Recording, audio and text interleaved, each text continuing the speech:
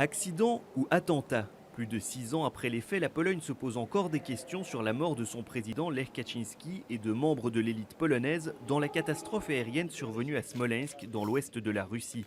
Selon l'enquête officielle menée par l'ancien gouvernement libéral, l'accident est dû à des erreurs humaines et à de mauvaises conditions météo, mais le nouveau pouvoir en place depuis un an à Varsovie a rejeté ces conclusions. Emmené par Jarosław Kaczynski, le frère jumeau du président défunt, les conservateurs ont ordonné une nouvelle enquête. Et Moscou refusant de rendre à la Pologne la carcasse de l'avion et les boîtes noires originales, le parquet polonais a donc décidé d'exhumer les restes de toutes les victimes du crash, avec ou sans l'accord des familles. Je sais que c'est très douloureux, mais du point de vue juridique et pénal, c'est indispensable.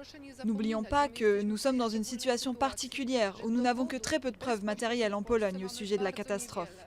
Que cela plaise ou non, ces corps sont l'une de ces rares preuves.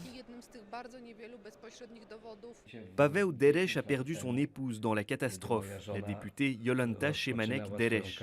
Aujourd'hui, il a fait son deuil et s'oppose à l'exhumation du corps de sa femme. Avec 200 autres personnes représentant 17 familles de victimes, il a signé une lettre ouverte au président Andrzej Duda. Ces exhumations sont une sorte de chasse aux indices pour prouver la théorie absurde de l'attentat contre le président Lech Kaczynski.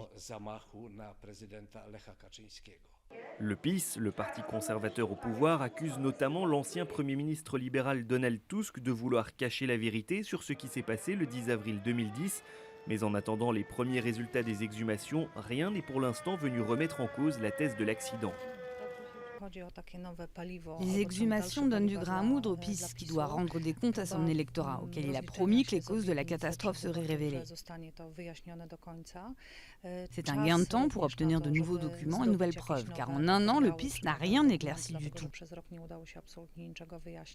Les familles qui s'opposent aux exhumations espèrent au moins parvenir à un compromis, que le parquet n'exhume que les corps des victimes dont les familles ont donné leur accord pour que leurs proches reposent enfin en paix.